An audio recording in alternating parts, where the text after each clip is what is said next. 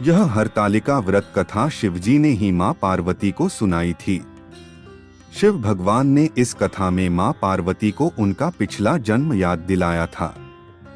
हे गौरा, पिछले जन्म में तुमने मुझे पाने के लिए बहुत छोटी उम्र में कठोर तप और घोर तपस्या की थी। तुमने ना तो कुछ खाया और ना ही पिया, बस हवा और सूखे पत्ते चबाए।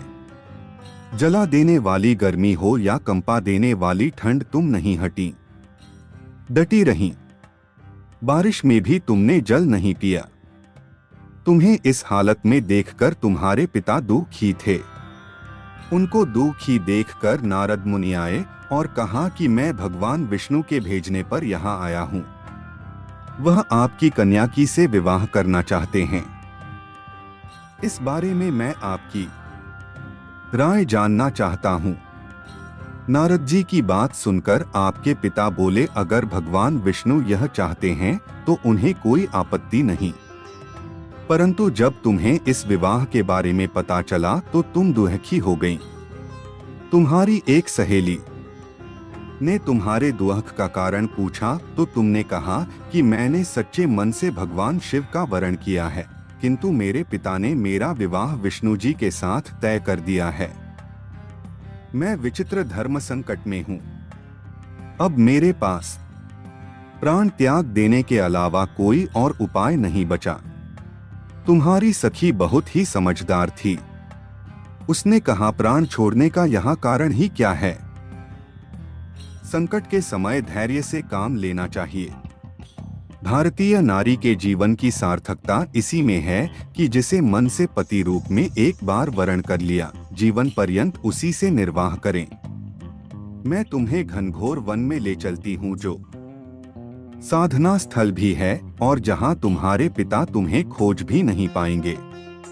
मुझे पूर्ण विश्वास है कि ईश्वर अवश्य ही तुम्हारी सहायता करेंगे। तुमने ऐसा ही किया। तुम्हारे पिता तुम्हें घर में न पाकर बड़े चिंतित और दुखी हुए। इधर तुम्हारी खोज होती रही, उधर तुम अपनी सहेली के साथ नदी के तट पर एक गुफा में मेरी आराधना में लीन रहने लगी। तुमने रेत के शिवलिंग का निर्माण किया।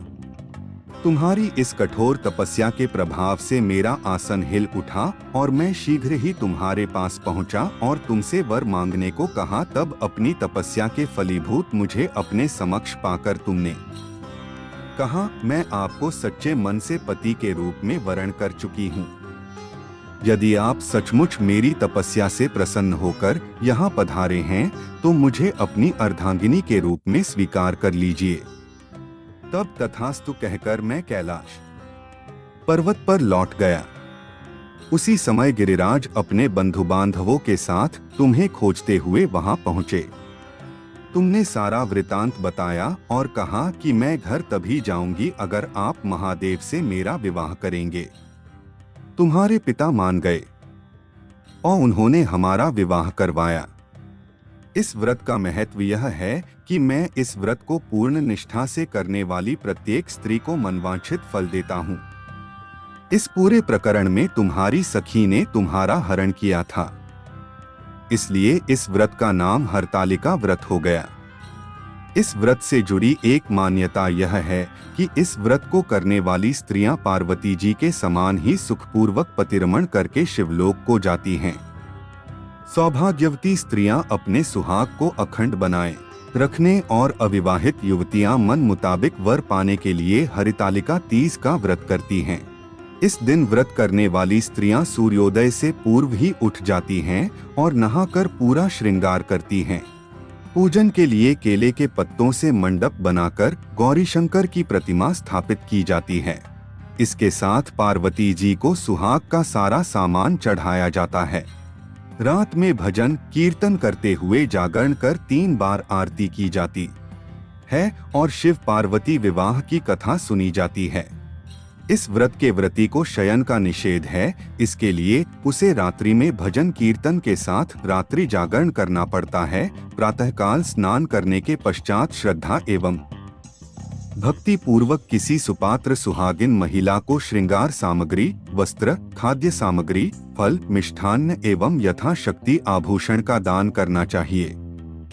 रेत के शिवलिंग बनाए हैं तो उनका जलाशय में विसर्जन किया जाता है और खीरा खाकर व्रत को संपन्न किया जाता है। पसंद आए तो लाइक एवं सब्सक्राइब और शेयर जरूर करें। Thanks for watching.